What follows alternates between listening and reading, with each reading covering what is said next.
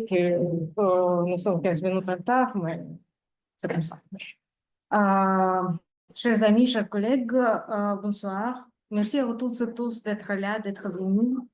Je suis ravie de vous voir à la 15e réunion du séminaire de l'Institut de philosophie indépendante.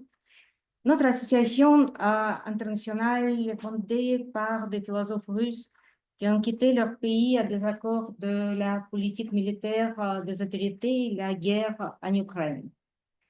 L'Institut a trois missions principales. Il mène des études critiques en philosophie, en sciences humaines et en sciences sociales. Il soutient des chercheurs qui ont été contraints de quitter la Russie. Il développe des projets de recherche conjoints avec des collègues du monde entier.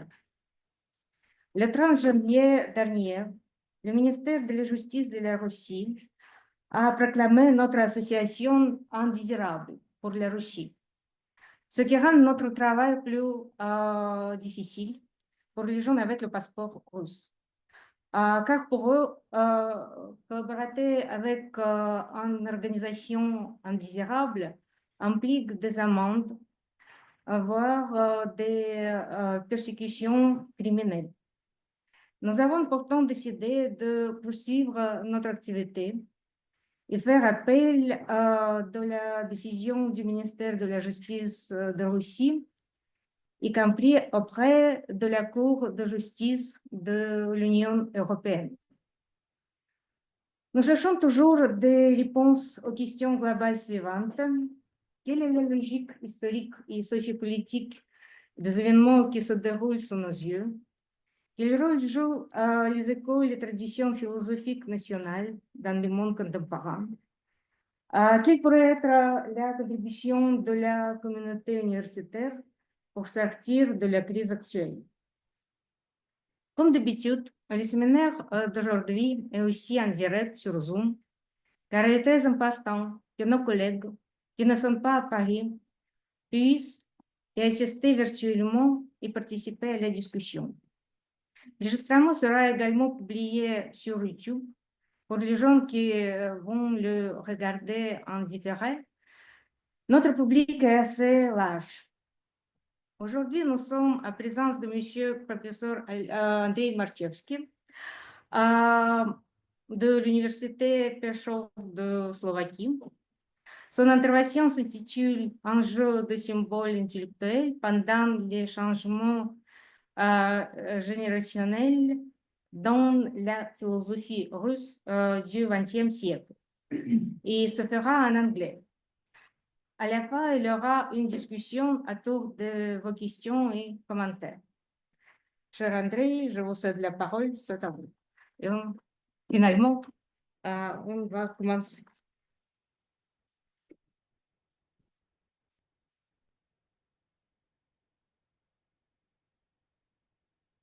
Hello, everybody. Dear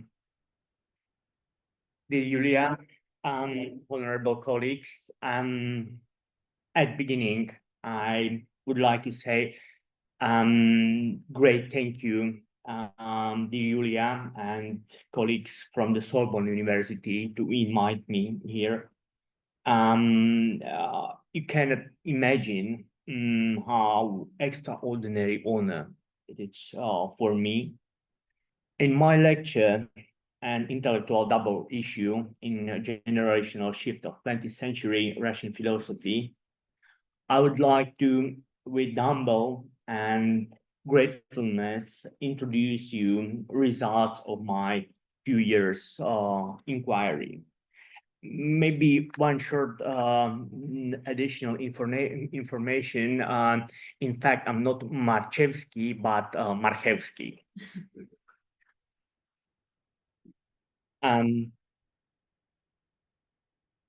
For Russian thought, Immanuel Kant is always living and actual creative legacy. That's the starting point of my lecture. I know that it sounds too postulative. I would add that such a claim is not unique, but on the contrary, it's symptomatic for the Russian environment, which I will try to illustrate in my lecture.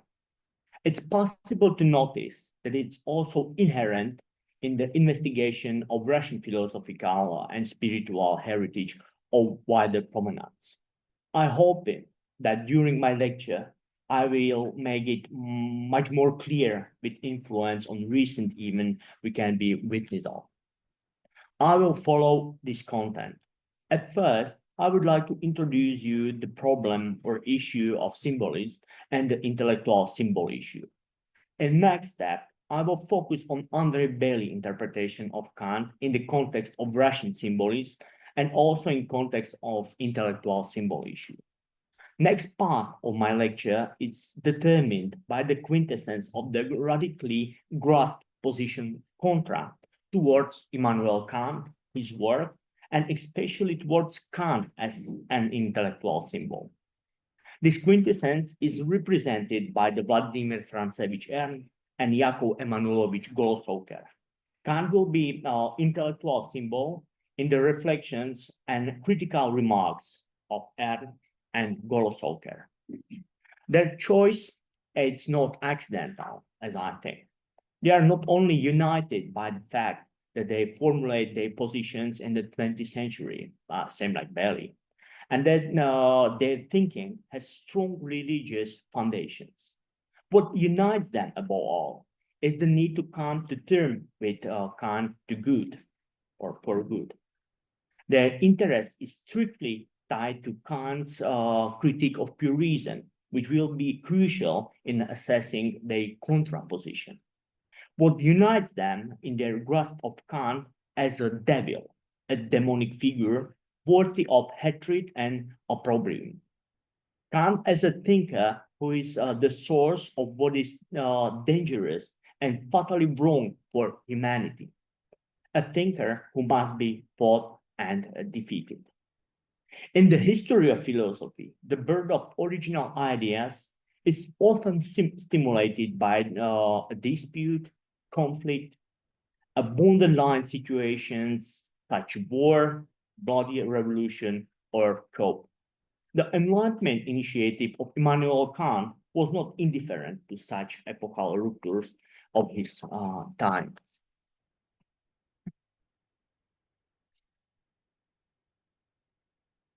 This issue, based on the fact that understanding of Russian philosophical thought in the categories of Western thought is problematic. One of the problematic concepts we can identify in the term symbolism, which often inappropriately includes works from the early 20th century that use symbolic expression.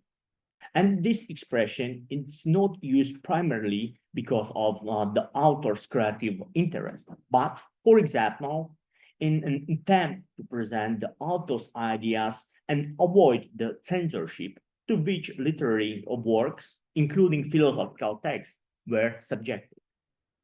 Intellectual symbol, this is a tendency inherent in the Russian philosophical milieu, which also falls on others thinkers, Hegel in particular, not bypassing Voltaire, Diderot, Comte, Mill, or others. Their names often represent the Western thought of the time as such, and it happens that the sanctioning of the original work does not take place at all, or only in limited or expediently reduced form. In this lecture, we will see three modalities of understanding Immanuel Kant in or as discourse of intellectual symbol.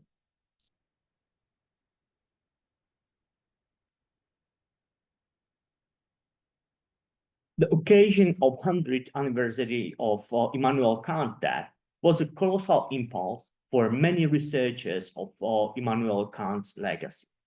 One of the goals of the lecture is to introduce one of the universally critical texts which appeared in the Russian intellectual milieu. It attempts to disrupt the usual approaching regarding the interpretation of Bailey's comprehension of Kant's legacy, Kant as the skeleton of philosophy or policeman of thinking. The lecture points at a more systematically conceived scale of Bailey's reflection of Kant.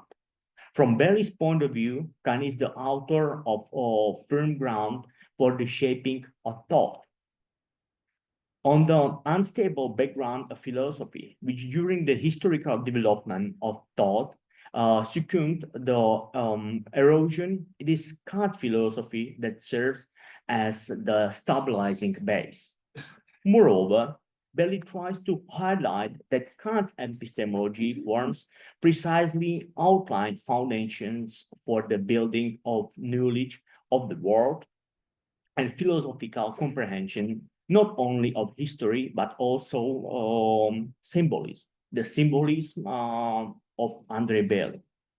One of the ways in which it's possible to grasp the different is through the limitation against the established authority or classics.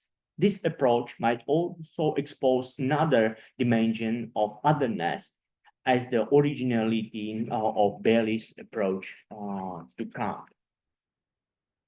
Fear of the valuation of human thought, of pressure on creativity as such, the possibility of thinking differently, the fear of forcing ideas and the possibilities of their interpretation, the impossibility of preserving polyphony, perhaps even cacophonic sonance of tones of the world, drive Ondrej Bailey, whom consider Immanuel Kant as a policeman and skeleton of philosophy, to study and evaluate Kant's original work.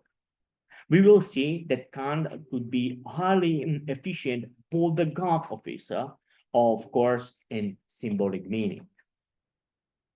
Fear and anger stem from the resistance to determine cognitive competencies, the boundaries of the field of effects, the framework of free creation of new and other horizons of grasping our world, in which Ondrej Bailey is immediately striving for. The multiplicity of grasping the world corresponds to the multi-faced nature of the world, in which Ondrej Bailey is resolutely convinced.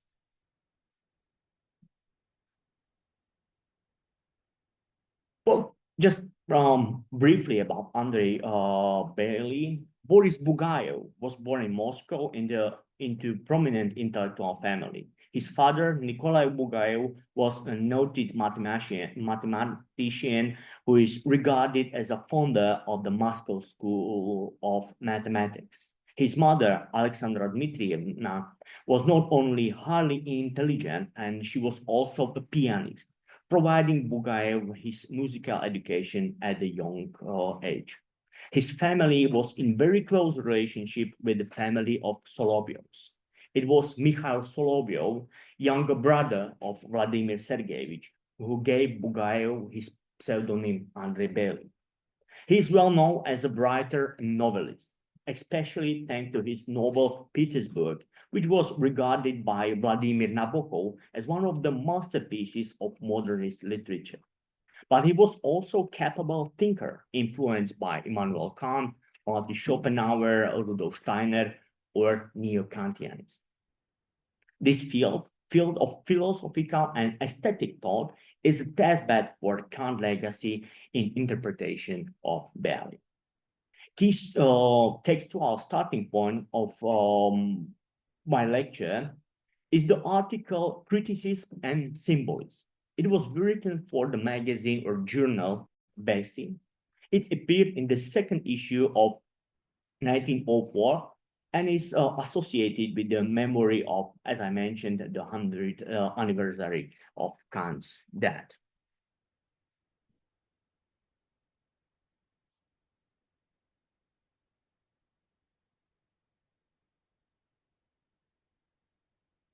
I mentioned that sort of fear drive Bailey to evaluate Kant's original works. And what was the result of this reassessment, we can ask.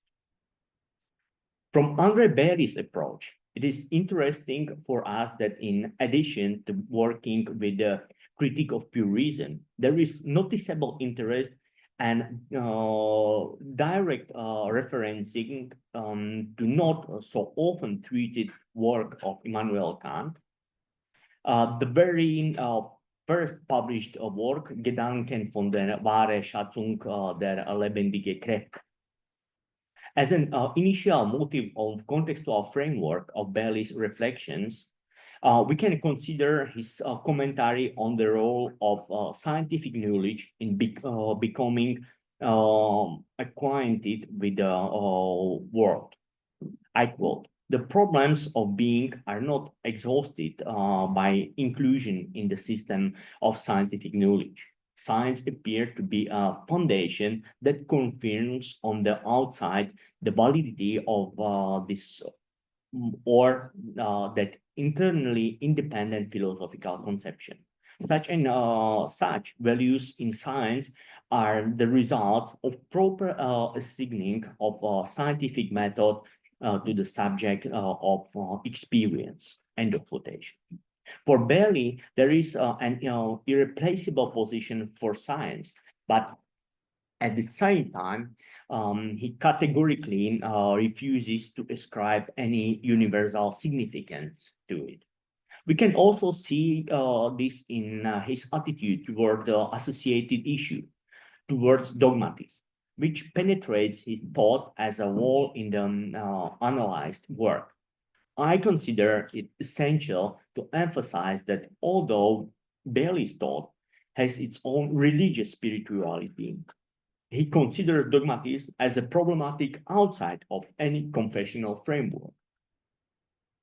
He does not reflect religious dogmatics here. It concerns dogmatism in philosophical and scientific context. It represents a connection, variation, or of possible relationship between scientific as well as philosophical theories, to which we can then owe our rational activities and operations. It's possible to observe in Bailey's opinions that dogmatism can have positive and negative dimensions, although it does not directly attribute the qualities to it, but he described the dual nature of dogmatism. The decisive factor is assessing such a chosen quality of dogmatism in the degree of universal and comprehensive validity with which dogmatism or parallel existing and developing dogmatism approaches the knowledge of the world and the sense of life. If dogmatism is too ambitious, if it's considered all-embracing, for Ondrej Bailey, it's negative dogmatism. This is also reflected in the fact that some fields of science seek to be universal starting points for scientific knowledge or knowledge as such, a model for the only possible formation of all other areas of research. Such dogmatism is a negative phenomenon for Ondrej Bailey, and also a threat because it tends to eliminate all other interpretations, not only in professional, scientific, philosophical, or artistic level. It might strive to completely prohibit different thought initiatives. Dogmatism can be precisely delimited, grasp a wide range of phenomena and variables. It should be logically consistent, but it must not forget the limits of shortcomings of its own interpretation. If it can be such a starting point for exploring the world that allows openness to the other approaches to exploration, it becomes positive dogmatism. It must not forget and allow the possibility of interpreting the world and life from other perspectives. Standing guard over the positivity of dogmatism, we should find the critical theory of knowledge, which dogmatism is obliged to submit to if it wants to remain a valuable starting point for our knowledge of the world and its essence. I quote from Ondrej Bailey. Critical philosophy examines the transcendental foundations of methods. The critique of the foundations of science leads science itself to submit to the theory of knowledge. The system synthesis between science and philosophy is not real, but formal. End of quotation. Supervision is exercised by a critical philosophy of science, while it should be noted that dogmatism can have both scientific and philosophical dimensions. We can observe in Bailey's work that the theory of knowledge is identifiable with critical philosophy, that the theory of knowledge is critical philosophy of science. Clarifying the line between the science and the theory of knowledge is important also because there exists a parallel between the expression of externally acquired experience and forms of internal experience. Scientific dogmatism will be clarified more precisely. Therefore, the main positive aspect of each synthesis lies in the delimitation. If this principle is not considered, there is a real, even necessary, threat that science will lose its precise purpose. Thinking is limited by the frameworks of science.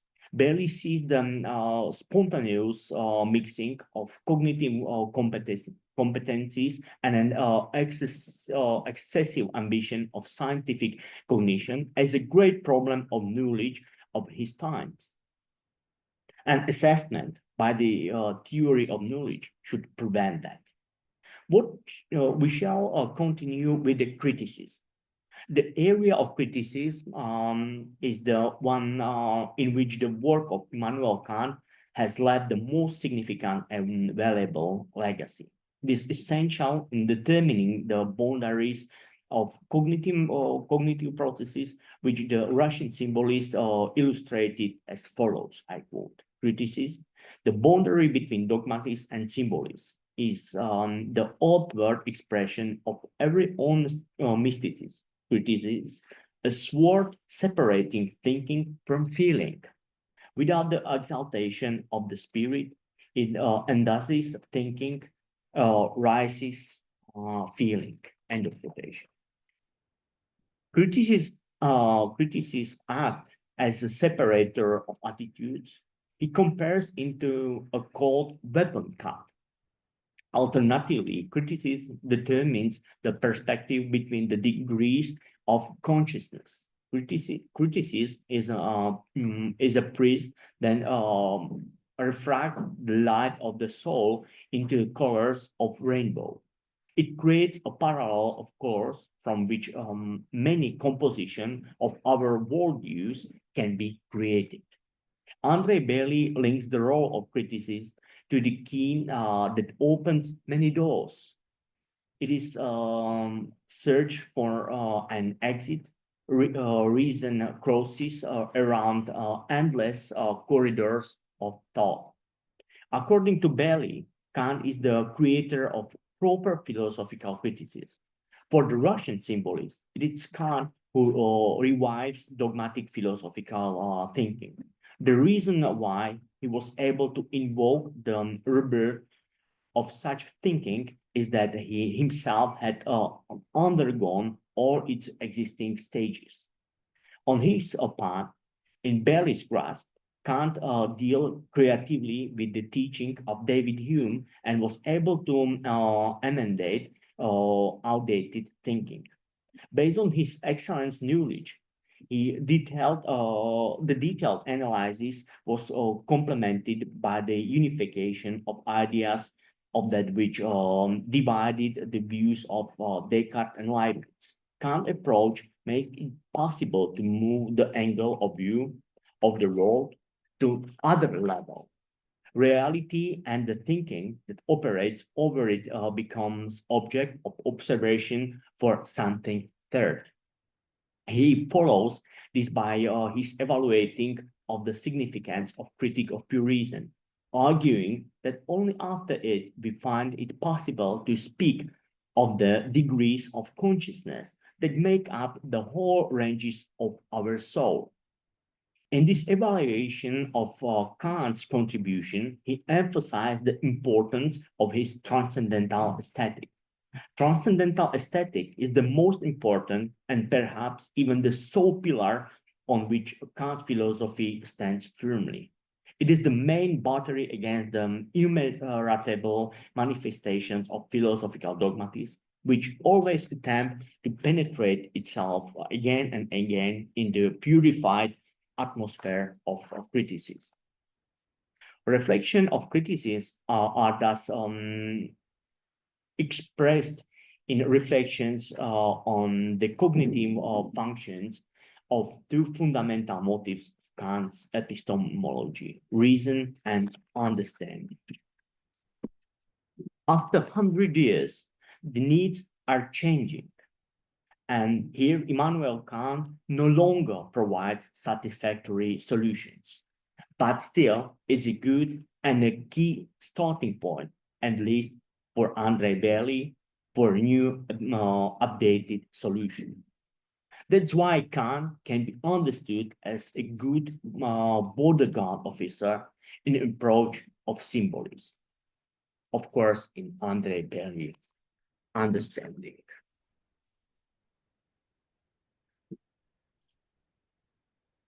Golosoker's struggle with the demon of antithesis. As we will see, it's Golosoker's own creative approach, writing according to himself, that will be preeminent and dominant in determining the relationship between Dostoevsky and Kant. We will see pure creation of the intellectual symbol of Kant in Golosoker's approach. In some respect, also in case of Dostoevsky.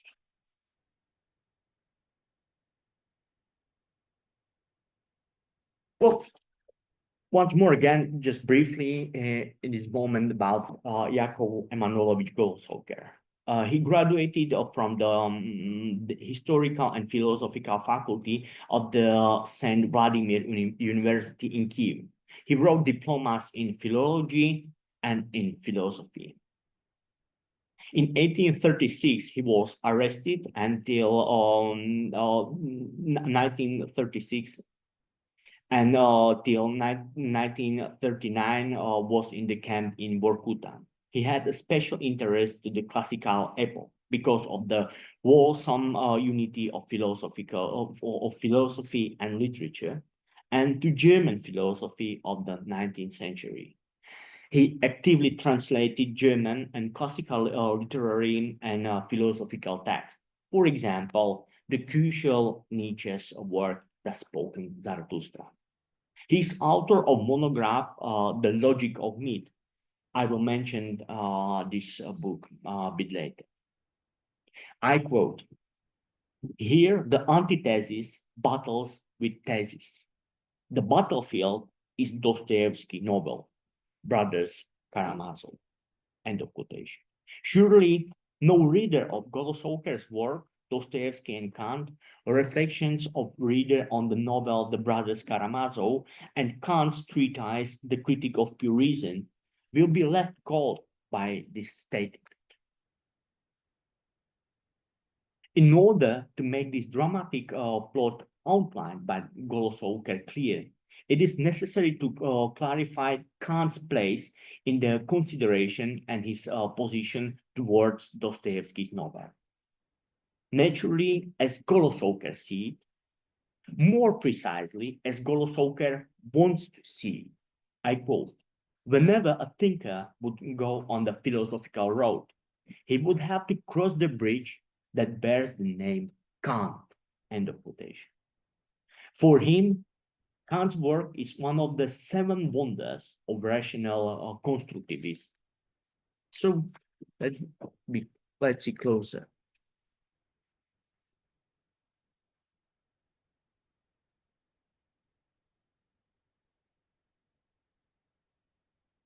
And very specific afterword, which is in terms of its merit, a preface or introduction, we encounter an interpretation which in its consequences shows an internal contradiction. On the one hand, Glossoker suggests Dostoevsky's pervasive interest in Kant, Dostoevsky's vehement interest in a reading of the Critique of Pure Reason is here supported by a reference from a letter by Dostoevsky to his brother dated 22nd February 1854, when he states that the Critique of Pure Reason came in handy. However, he adds in the margins of the same correspondence, I quote from Glossoker, Kant, this is not just the German philosopher Kant. Kant represents in the novel European philosophy in general, end of quotation.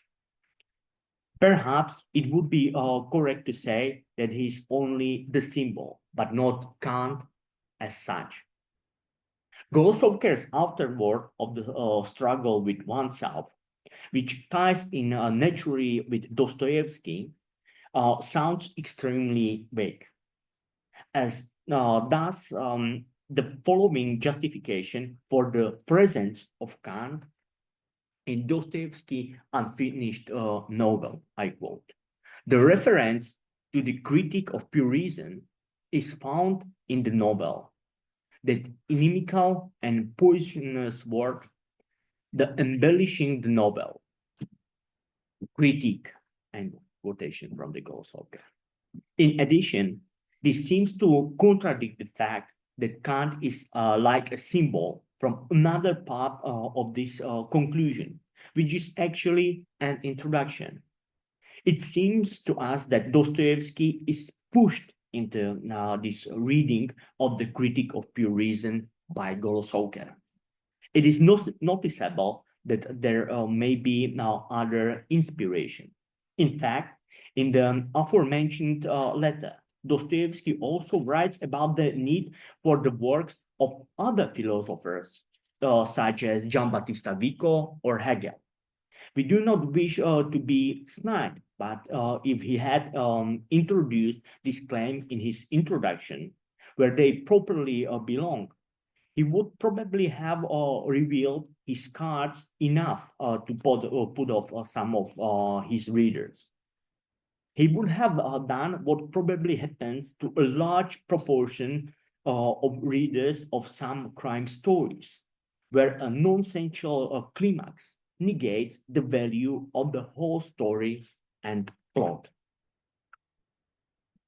However, it would not be due to finding out whom the wanted perpetrator is.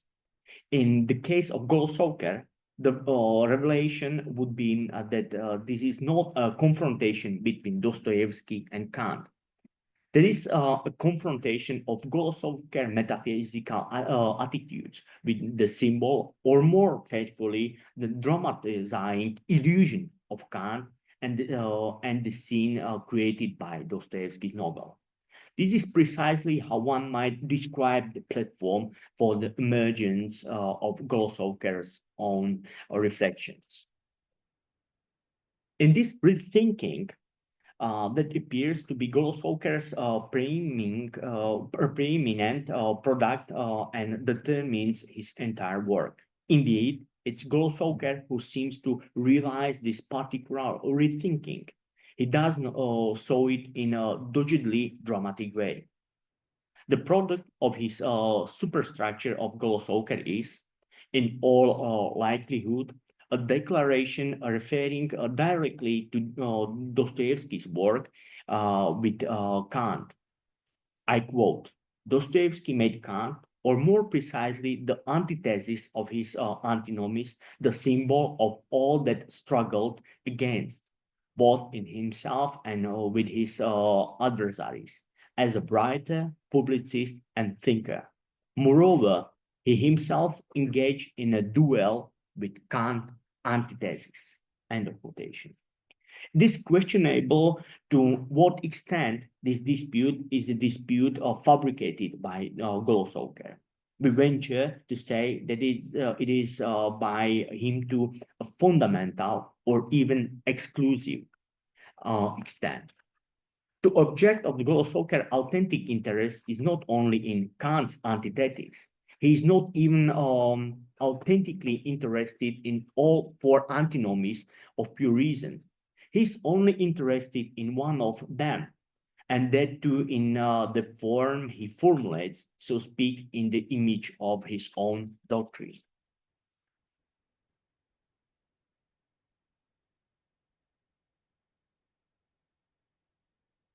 Is there, I quote from Golosoker, is there a God and a creator of the world?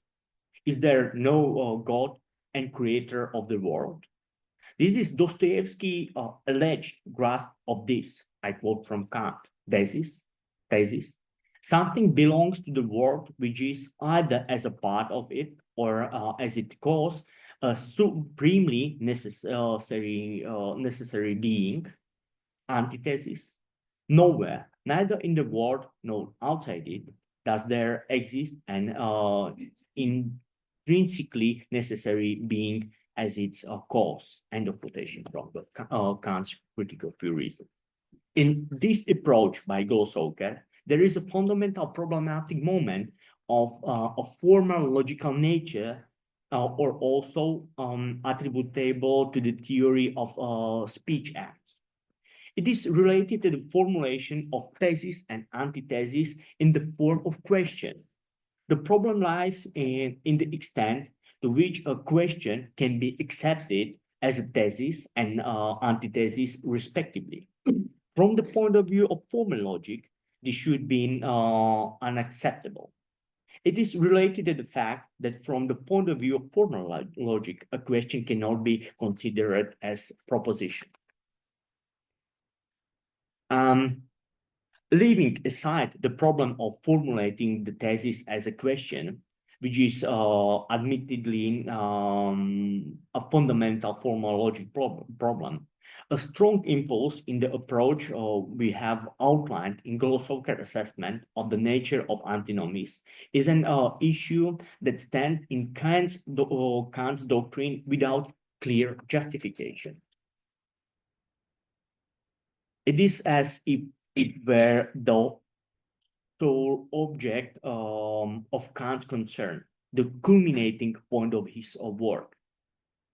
Golosoker's fixation exclusively on the critique of pure reason appears to be a significant shortcoming. To approach the extent of Golosoker's reductionism, it would be possible to point to a broader context of antithetics, such as that offered by a pair of authors from the University of Heidelberg, Peter Mellongin and Oliver Schaut, who seek to explore Kant's antithetics through the logical hexagon. A broader context could be presented by well-known work of Sadiq Jalal al-Azm, based on substantially richer bibliographical base of Kant's original work. The later reconstructs Kant's attitudes also from such work as the prolegomena to any future metaphysics that may be called science, or from correspondence with Marcus Hertz or Christian Garb.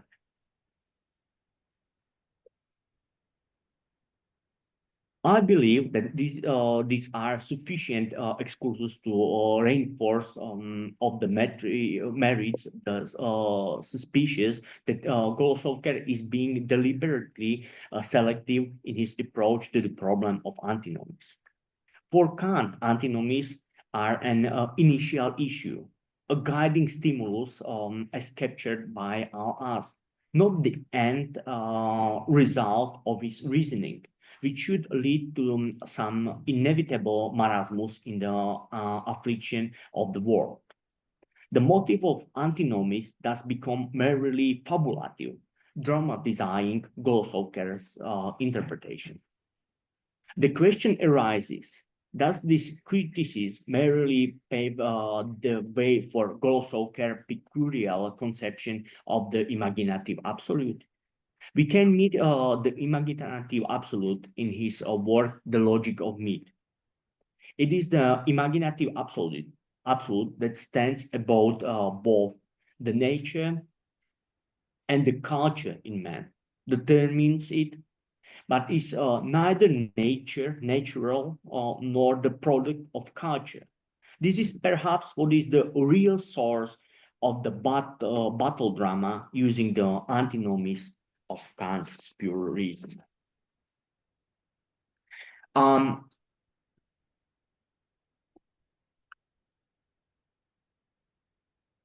The last part of my lecture, Ernst's artillery from Kant's Werke, or Christian values against the symbol of Immanuel Kant.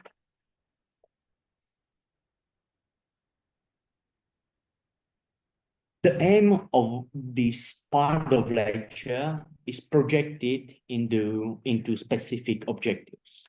The first is to introduce tension, dispute, conflicts, which has internal dimension, but also broader international and world dimension.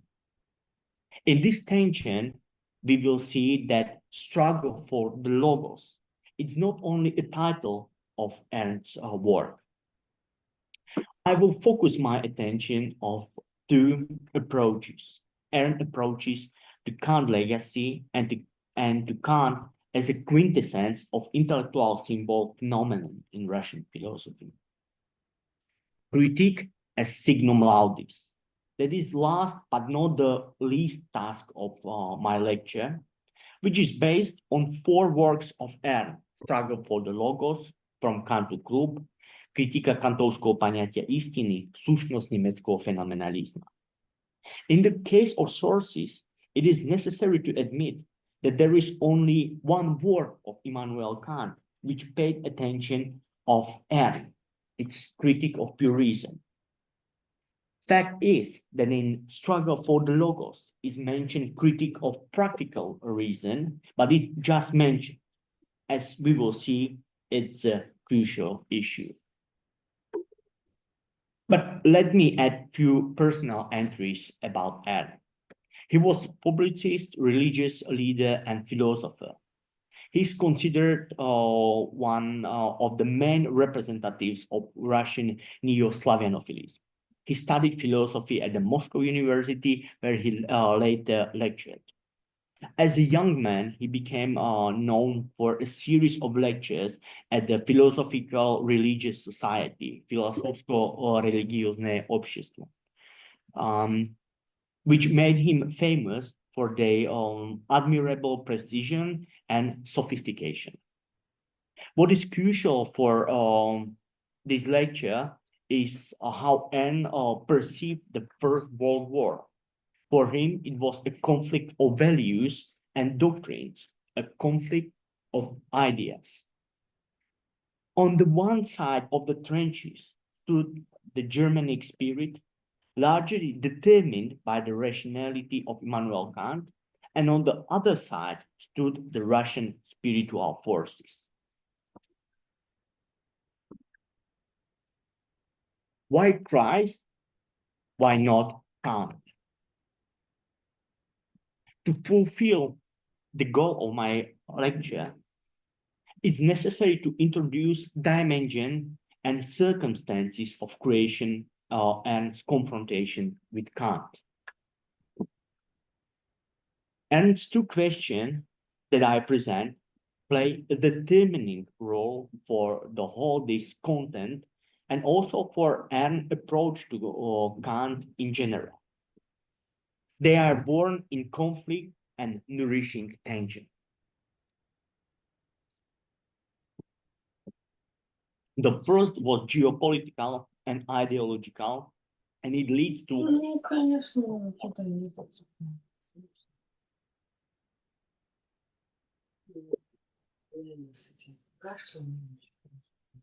Sorry.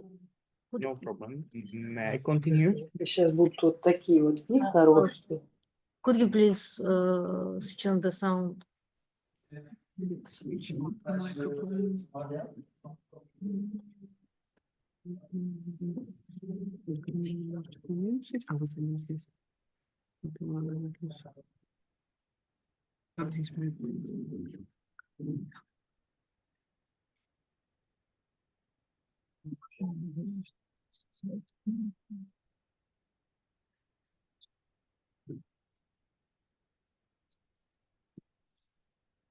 Я тоже не знаю, Владимир. Нет, нет, пожалуйста. Ты скажи, что Не удалить Нет. микрофон. Нет. Нет.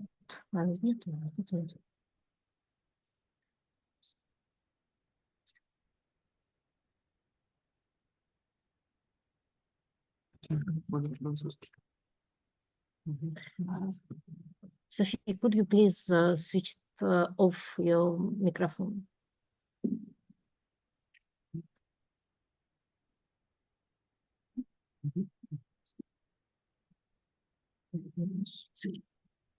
Okay. Please let me continue. So I mentioned that Ernst's approach to Kant in general was born in conflict and nourishing tension. The first was geopolitical and ideological, and it leads to First World War.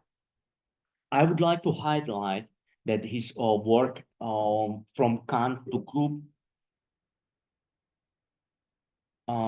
was speech pronounced at the 6th of October 1914. In fact, it was a paid lecture, the proceeds of which were intended to help the victims of the First World War.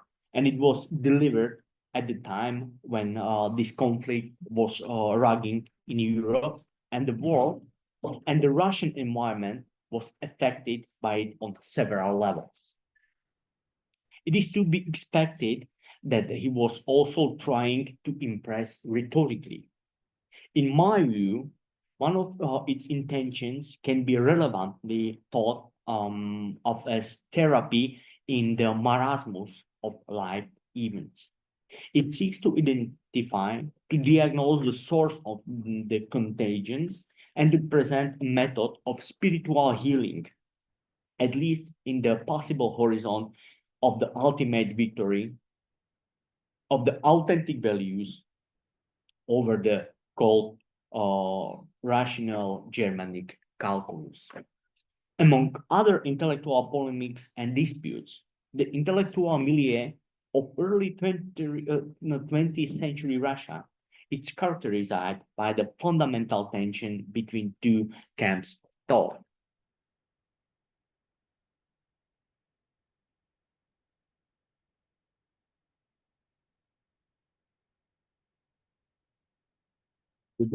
Please, I don't know why it doesn't work. No. Oops, no. Perfect. Sorry.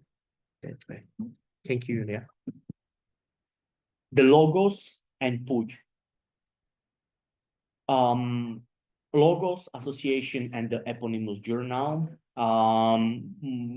We can mention authorities such Sergei Hess and Fyodor Stepun, student of Wilhelm Wildenband, Vasily Radlov, or Vladimir Vernadsky.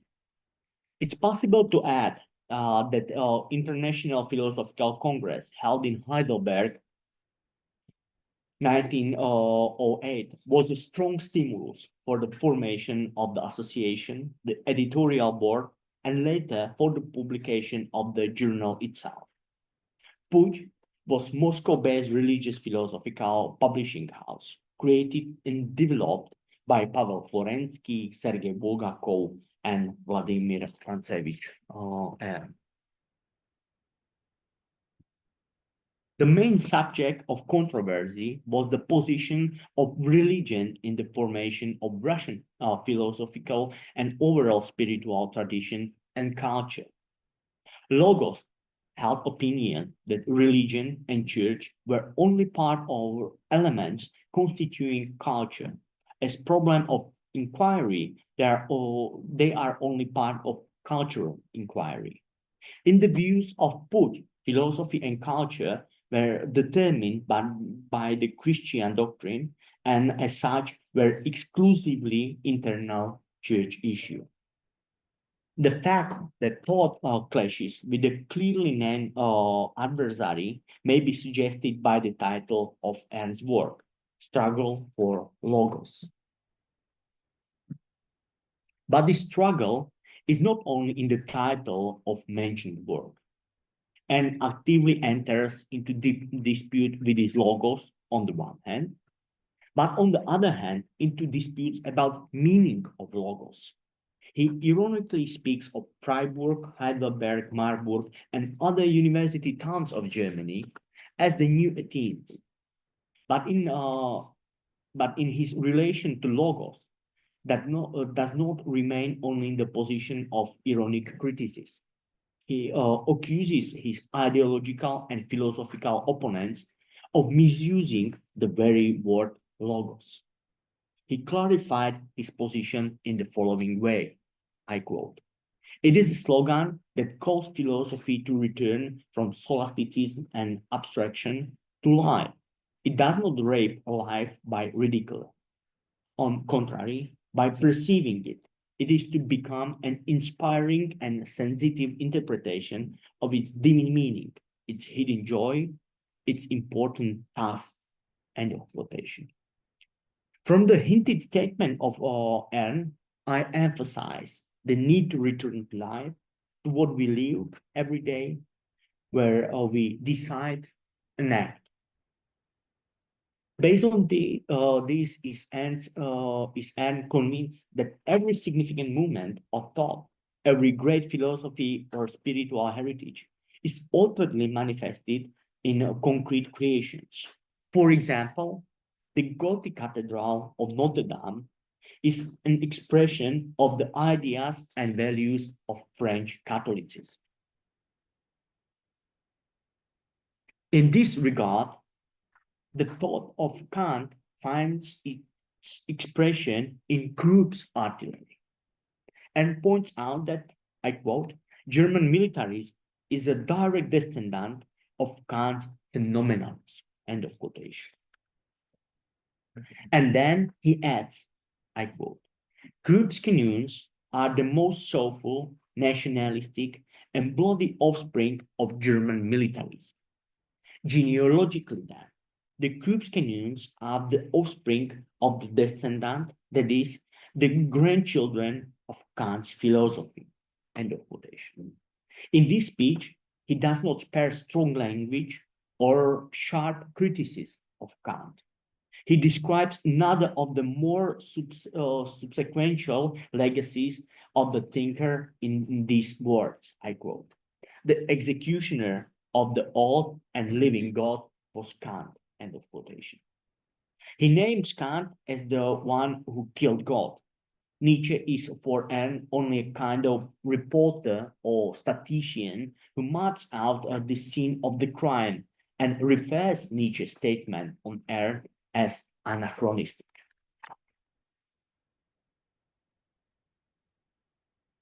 Now we can ask, what is this criticized phenomenon? What is Kant's philosophical legacy according to Ern?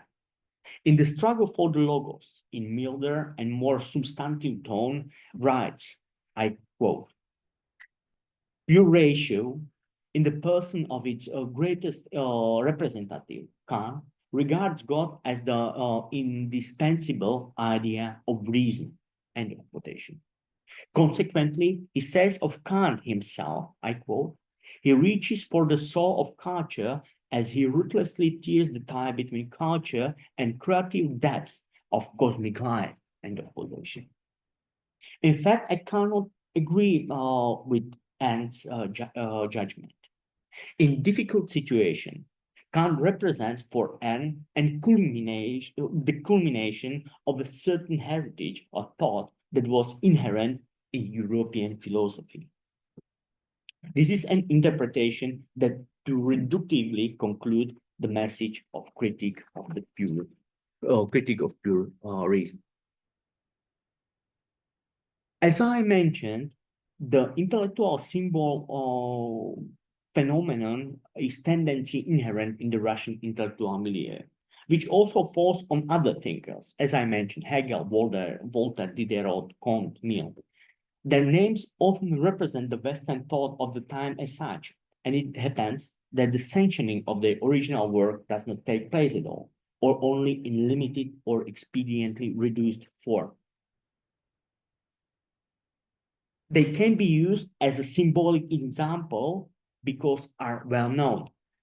Everybody in intellectual discourse knows these names. I have also mentioned that Ernst's work only with a critique of pure reason appears as a crucial issue. So why?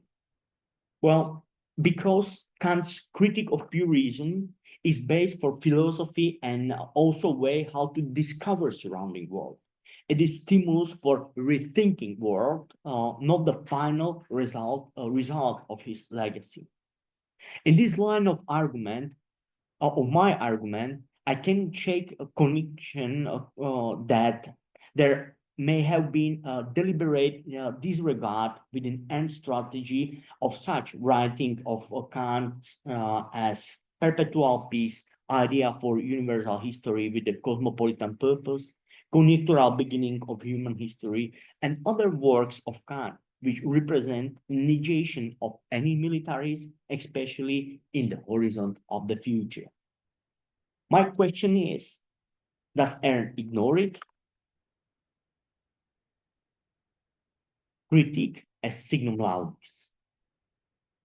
When confronting Ernst with Kant, I have emphasized the differences between the confrontation with the work of Kant, exclusively represented by the critique of pure reason, and Kant as a certain of as a symbol of thought, again which and delineates. Although it is relevant to subject this approach to criticism, I feel it necessary to point out that Ernst's approach also embodies a very specifically grasped expression of respect and admiration for Kant. I see it as a specific kind of reverence for Kant as an intellectual rival and initiator of negative civilizing activities. Kant appears to me as a righteous enemy. It is he, Kant, who outlined one of the worlds in Ernst's view. It was a world waiting and attacking from the trenches of the one side of the battlefield, thus coming into open conflict with the world in which Ernst wanted to live. Kant, in Ernst's conception, gave birth to a world that wanted to assert itself at the expense of decimating the world of the values of authentic living Christianity, Eastern Christianity. I suggest that the almost hatred which Ernst harbors toward Kant is an expression of the fact that Kant is a serious figure, a figure to be dealt with as the leader of one tradition of thought. I want to highlight my personal position that hatred is not superficial, but in fact a noble emotion.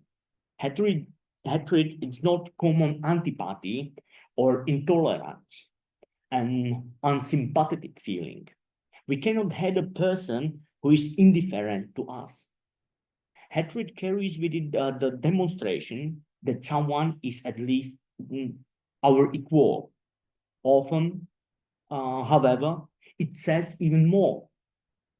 It ascribes importance to the hated party.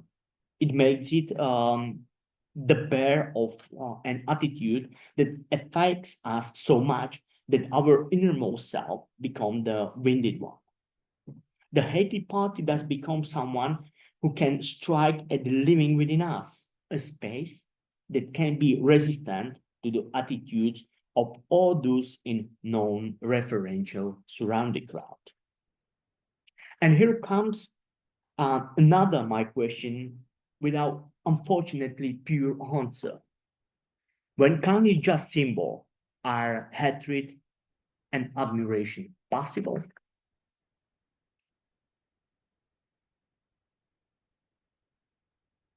In conclusion, I want to admit that issue under study is based on tension, dispute, conflict, which has an internal dimension, but also broader international and world dimensions. determining, of course, by the First World War.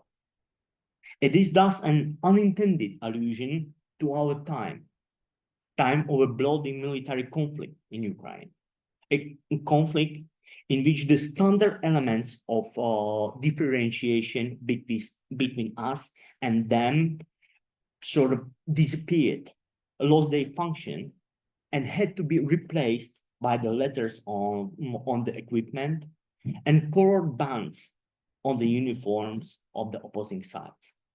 These events shift the imagined questioning of an into position of another reflecting questioning, which is highly topical and with attribute of sort of regret.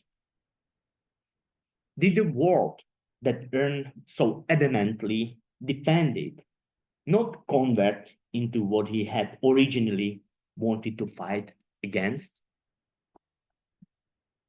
Thank you for your attention, my dear colleague.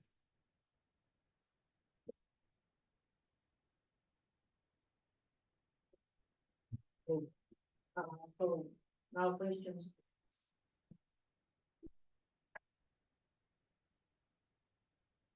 Maybe I can start. Frankly, I didn't understand your definition of Bailey's symbolism.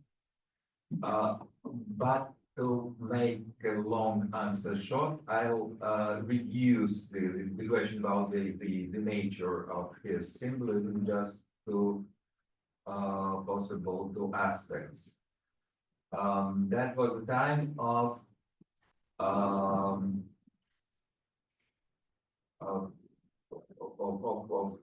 the rise of Yugoslavia, and what Rise of what? Yugoslavia.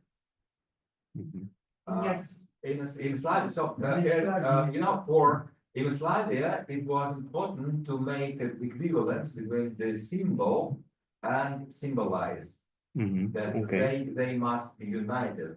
It's symbolized is inside the symbol. And what was I'm sure that Yugoslavia, I don't know, but I'm sure that Yugoslavia influenced very strongly. What can you say about this? And being a son of a chronic mathematician, you know that mathematical symbolism was developing very significantly in the 19th century and in 18th century. And it was the modern mathematics, especially mathematics in the beginning of 20th century, was the result of this symbolic revolution. So I'm sure that this idea, the symbolic revolution, influenced the Bailey as well. So what you can say about it and about his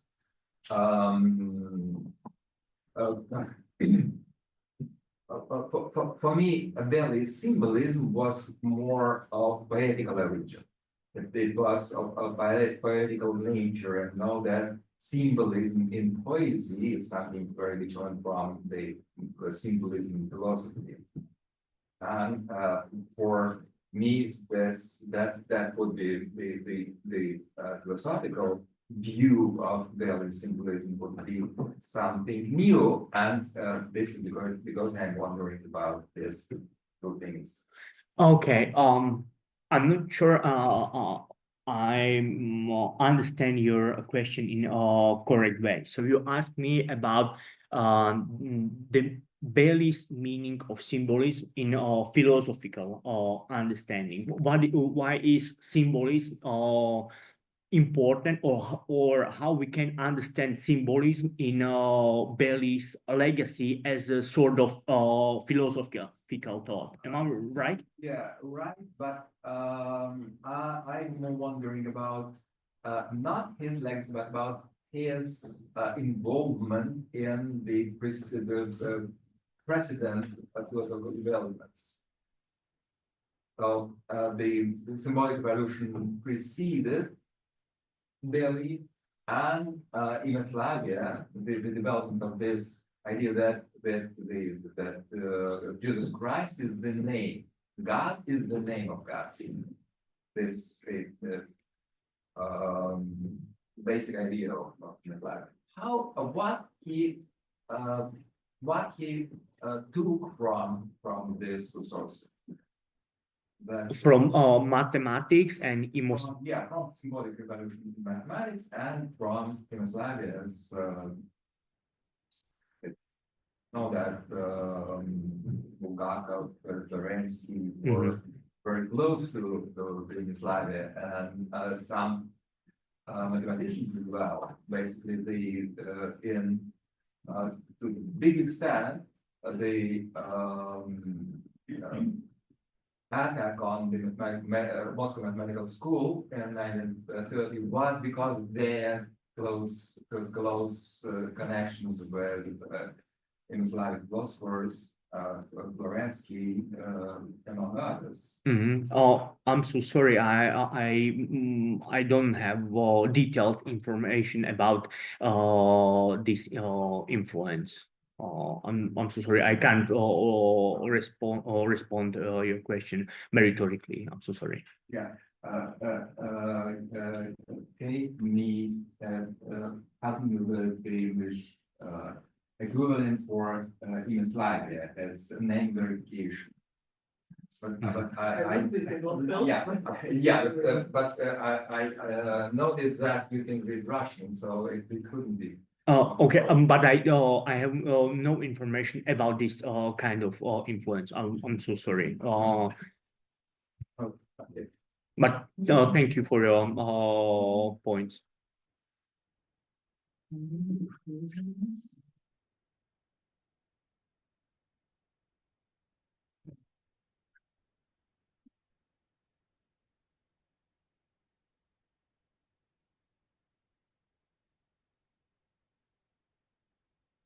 About Kant, the significance of Kant, because it was clear that for First World War, Second World War, Kant was very important symbol of morality, also symbol of pure morality.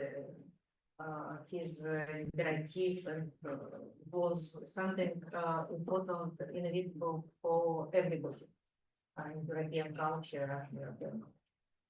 What do you think now situation of post-truth, if there is any maximum which are inevitable for everybody, or now we are in a situation that there are different truths, so there is no symbol of the nation of war. So if there is somebody who could be symbol of absolute morality now, like Kant was for people before. Oh, well, I think Kant is the symbol of morality. Can you say this? well, I think that in the beginning of 20th century Russian discourse, as I know him, the Kant was key issue, and I think that there was brilliant work and thinking about Kant in this linking with ethics and jurisprudence. I mean, the anniversary lecture of Novgorodtsev, which is really a deep analysis of the background and possible impacts, and also the blind spots of Kant's legacy. But when we turn your question to recent time, I think it's not question, it's like stimulus for thinking for all philosophers in the world who can be catch as authority like Immanuel Kant. In fact, I have no idea who can be the authorities or such that. From the past, can you say that Kant is now or an Arendt or Benjamin? If there is a figure who can concentrate the ethics of today, For us to understand there is evil, there is good, there is truth. Based on contemporary researches, I think that there is plenty of philosophers who think that Kant is still relevant for our thinking about values, about relation with another person, or in relation between societies and cultures. And I think that it's right platform means Kant's legacy to think in or think about our and recent current problems, I would say. I have just a little comment on what Yulia said and on what on your presentation. What you said? Ekaterina, could you be a little bit louder? Yeah. Because I'm old person, I don't Yes, have. I a few comments about what Yulia said. I think it's a very interesting question, like who can we consider today, which philosopher we can consider today as some kind of symbol, some ethical, I don't know, high standards. And I believe probably if it would be philosopher, it should be someone with like strong personal biography, like a kind of a hero. And I think today the world works that way, that it's impossible to make someone a symbol just based on his theoretical status, because no one reads nothing today. So you need some like story, and because like I believe that today this like identity situation is really based on narrative form. Like you need to tell some story. For example, for France, I believe it could be Mark Walk. They usually when they talk with French people about Mark Walk, they having this kind of feel like, yes, this is a great ethical standard. But if you're talking about some theoretical issue, people like, okay, maybe, but it's just it doesn't mean for them that much to be some kind of ideal. I don't know. But again, Mark Walk is for us, I don't know, in Russia, for example, it's a figure which is well known or not. For Russia, in Russia, I don't know who. Because Kant it's a mondial name, everybody knows. Now, how it works for us. For us, I don't know, but for that philosophers, it's Daria Dugina, and it's also because of her story, because she was killed. So no one cares what she wrote exactly. They publish them for a lot. They have like a medal of Daria Dugina, they have conferences, they have even University of Daria Dugina. But that's not because what she was writing about Platonism, it was interesting, of course, it's professional text. But the story is that she was killed. Yeah. But that's other question. But for generation, for example, for the generation you were talking, that Kant was something absolutely crucial. The people who admired, who didn't, who hate him, and now for other generation, when it stopped, finally the symbol of generation, now it doesn't exist. But for our generation, when I was a student, philosophy was divided for materialists, and therefore they were good, they were heroes, and idealists, enemies. And Kant was, something undefined, the dualist. So he won't serve to talk much about him. These two human Kant, they were something not good, not bad, and not. I don't know what when he became this symbol,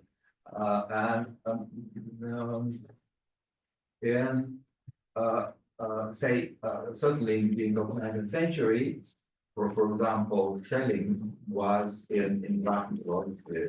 Schellingianism was very important. It was a symbol for example. But Kant, when I'm not sure. But finally, Yeah, Tolstoy, I would say that Tolstoy was kind of moral. Yeah, yeah. And now Tolstoy is a model. But it wasn't, because but for my generation, I'm trying not to remember my student years. And I think there is no this kind of figure. There is no place for this kind of figure. It seems like this one. There is not place for. Oh, Yeah, okay. so it couldn't exist, I think, for my generation. Probably. In France, the same. Yes, yeah, so, Talk about theories in my generation, I think it's John Rawls, just like a theory, not just a figure. I think a figure about someone who is really cited and who yes, when we talk about politics and social justice and what they can do now. But he's 100 years old. And is he this authority who can be personality with high knowledge and also have a strong personal story, as Ekaterina mentioned? I'm not really sure that that's the example of the second part. Okay, it's just my point.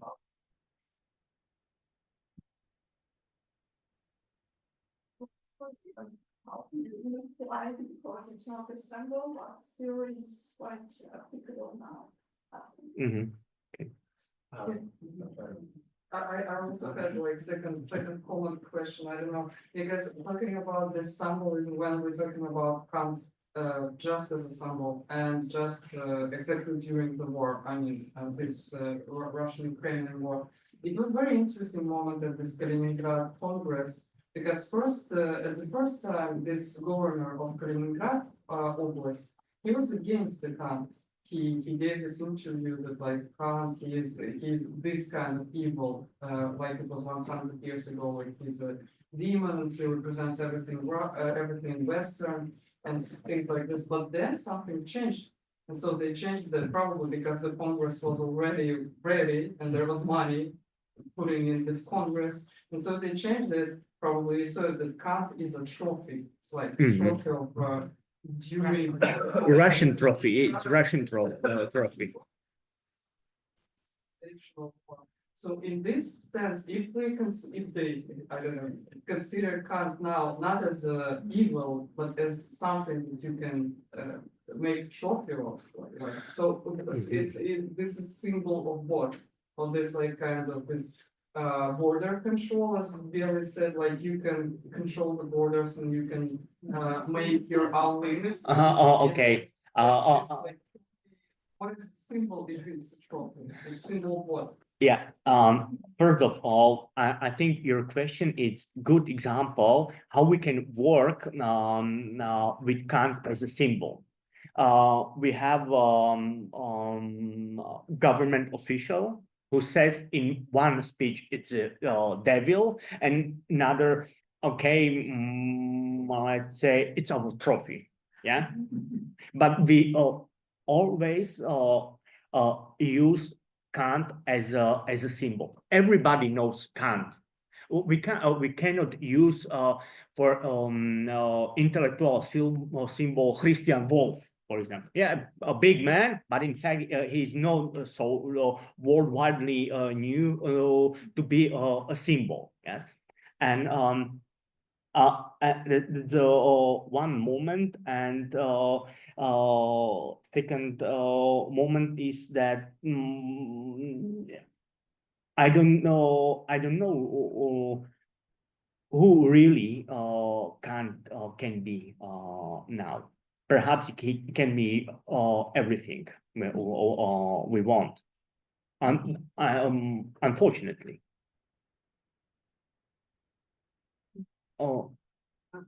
This gentleman was. First of all, thank you for your lecture. And I have a question. You mentioned Kant, you mentioned Dostoevsky. Don't you see this contradictory comparison between Kant and Dostoevsky? Like Kant's categorical imperative versus explorations of morality by Dostoevsky, Kant's, for example, Kant's rationalism versus existential doubts with the Karamazov brothers, for example. If you, so this is something which I didn't get. For me, there is a contradictory comparison between Dostoevsky's exploration of morality and Kant's very clean and categorical. So please explore that. Well, I would say that there is completely different approaches to the morality, to the life morality in case of Kant and Dostoevsky. I completely agree with you, but what I want to emphasize is that how Golosoka use it, because I think that for growing of Dostoevsky's legacy, Kant it's not inevitable. But what suggest us Golosoka is that the background, the key moment in development line of Dostoevsky's legacy is the sort of battle with Dostoevsky. And so I can agree with you that yes, there are completely different approaches to the personal morality, to the relations, to the life and practice of morality. But I think that it's not necessary contradiction between Kant and Dostoevsky. In fact, I would say, because I think that we can find in history of philosophy, literature, and so on, and ethics, the plenty of concepts or structures of values, of ways how to live, and how to create our life. Our relations, and said that they are completely different, but it doesn't mean that they are in sort of contradictory, are different. That's my point. Thank you for your question. Excuse me, please, but there was I'm speaking maybe in France, in the West, or at least in France, the great authority to which everybody had to refer himself was Marx for a long, long time. Mhm. It's over now. Mhm. But say 15 years ago, when you were not born, but I was here, and you have to define yourself vis-a-vis Marx. Not Kant. Mhm. Nobody read Kant. Well, Mhm. so, it's Yeah. philosophers. Mhm. So there is one. Yeah, Especially we can. Yeah, in my country also, it was Marx, Lenin, and Stalin. Yeah, Yeah, three intellectual leaders. Yeah. They go to study Franco, or in some countries. Mhm. Yeah, but here Marx. No. Yeah. Yes. Yeah. Yes, this parent. Yeah, yeah. Professor Marchevský, I'm not at all a philosopher or educated in philosophy, but you essentially specialize in the study of Russian thinkers and how their ideas in interaction with Western thought. Is this more or less right? So you spoke to us today of Ondrej Marchevský, of Golosoka. And yeah. So these are all Russian thinkers of the early 20th century, right? I mean, until the 1930s. Are you examining Russian thinkers and Russian thought after and later in the 20th century and up to today as well? Or is this not an area that that you're focusing on in terms of chronology?